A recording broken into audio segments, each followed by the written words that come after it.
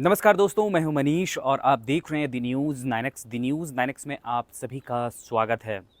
जैसे जैसे जून की गर्मी बढ़ रही है दोस्तों, वैसे ही बिहार में राजनीतिक तापमान भी बढ़ रहा है।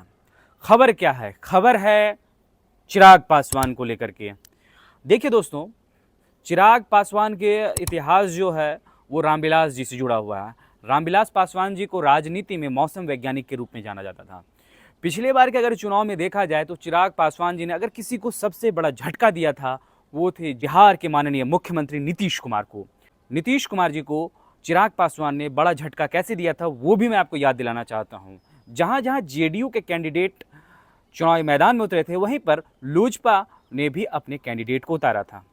वहीं आगे क्या हुआ कि लोजपा दो धड़ा में बट गया।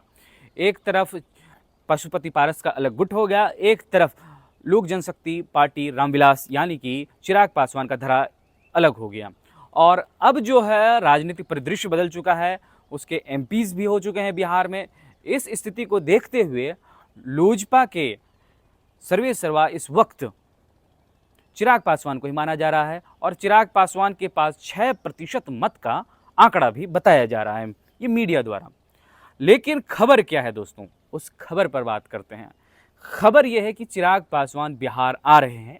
इसके अलावा क्या हो रहा है, वो बिहार के किसी सीट से चुनाव लड़ना चाहते हैं। खबर इससे भी बड़ी है कि वो किस सीट से चुनाव लड़ना चाहते हैं। सीटों पर अभी चर्चा हो रही है। वो चर्चा कौन कौन सी है? लोग कह रहे हैं कि वो बिना रिजर्व कैटेगरी की सीट पर भी चुनाव लड़ सकते हैं। कुछ लोग ये कह रहे हैं कि वो रिजर्व कैटेगरी पर भी सीट पे चुनाव लड़ सकते हैं। कयास लगाए जा रहे हैं कि हाजीपुर से वो चुनाव लड़ सकते हैं। कयास लगाए जा रहे हैं कि वो दानापुर विधानसभा से सीट से चुनाव लड़ सकते हैं। अगर वो किसी रिजर्व कैटेगरी सीट से चुनाव नहीं लड़ेंगे तो वो दानापुर विधानसभा होगा। लेकिन तीसरा एक और सीट बन रहा है, वो है बिहार के कटिहार में। वो सीट का नाम है कोढ़ा विधानसभा। जी हाँ, चूँकि कोढ़ा विधानसभा के बारे में बता दूं कि रामविलास पासवान जब जवानी में थे ना, और जब राजनीतिक यात्रा शुरू कर रहे थे, तो उस विधानसभा से चुनाव भी लड़े थे। और उसी कोढ़ा विधानसभा से आपको बता दें कि बिहार के प्रथम दलित मुख्यमंत्री स्वर्गीय भोला पासवान शास्त्री जी इसी कॉन्स्टिट्यूएंसी से चुनाव लड़के जीत कर विधानसभा भी पहुंचे थे। खैर, लौटते हैं चिराग पासवान पर और अब तक की जो अपडेट है उसको बताते हैं। खबर यह है कि चिराग पासवान किसी भी रिजर्व सीट को छोड़कर जनरल सीट पर चुनाव लड़ सकते हैं। वो सीट कौन सी है? तो वो सीट है तेजस्वी का गढ़ माने जाने वाले और बाहुबली रीतलाल यादव इस वक्त जहां के विधायक हैं, वो सीट दानापुर है। दानापुर के बारे में बता दें कि पिछली बार आशा सिन्हा यहां से भाजपा की कैंडिडेट थी और काफ़ी कड़ी टक्कर दी थी, लेकिन बाहुबली रीतलाल यादव चुनाव जीतने में कामयाब हुए थे।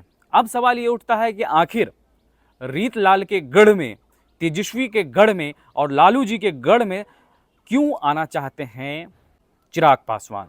हाल ही में बिहार के मुख्यमंत्री नीतीश कुमार जी से चिराग पासवान ने मुलाकात की थी और चिराग पासवान चाह रहे हैं कि बिहार में 40 सीटों पर वो चुनाव लड़े, जिसको लेकर के बीजेपी और जेडीयू की नींदें उड़ी हुई हैं।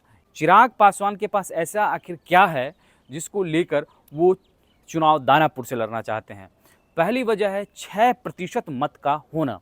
चिराग पासवान के पास 6% मत का आंकड़ा है, जिसको लेकर एनडीए को काफ़ी फायदा हो सकता है। वहीं दानापुर से इसलिए वो चुनाव लड़ना चाहते हैं कि पिछले कई दशकों से जब से तेजस्वी राजनीति में आए हैं तो उनके पास माई समीकरण काफ़ी फिट है। कहा जाता है कि 38% मतदाता एकजुट उनके साथ रहते हैं। हालांकि मैं इसे नहीं मानता। बिहार के सीमांचल जब वो आते हैं तो वो 38% मतदाता कहीं गायब हो जाता है और वो एमआईएम और कांग्रेस में बदल जाता है। खैर, जो 38% मतदाता हैं उनके एवज में चिराग पासवान के 6% मतदाता हैं और उसी 6% के साथ वो बीजेपी के अलायंस में हैं। और जो पिछले बार इस सीट पर जो परेशानी रही थी, उस परेशानी को खत्म कर चिराग पासवान वहां से जनरल सीट से चुनाव जीतकर विधानसभा पहुंचना चाहते हैं। क्या इससे परेशानी तेजस्वी को होगी, यह भी आपके मन में सवाल हो रहा होगा? तो बिल्कुल हाँ, क्योंकि जो तेजस्वी यादव के लिए है ये यहाँ से परेशानी की घड़ी बढ़ सकती है, क्योंकि बिहार के मुख्यमंत्री के लिए लगातार चिराग पासवान भी मेहनत कर रहे हैं। वहीं आपको बता दें कि चिराग पासवान ने एक नारा दिया है, बिहार फर्स्ट बिहारी फर्स्ट। आने वाले समय में क्या होगा दोस्तों, यह तो वक्त ही बताएगा। फिलहाल इस वीडियो में इतना है। आपकी निजी राय क्या है? आप अपनी राय हमारे कमेंट बॉक्स से जरूर दें। अगर आप हमारे ये वीडियो फेसबुक पे देख रहे हैं तो फेसबुक पेज लाइक कर लें। अगर आप हमारे ये वीडियो यूट्यूब पर देख रहे हैं तो यूट्यूब चैनल दी न्यूज़ 9X को सब्सक्राइब कर लें। शुक्रिया।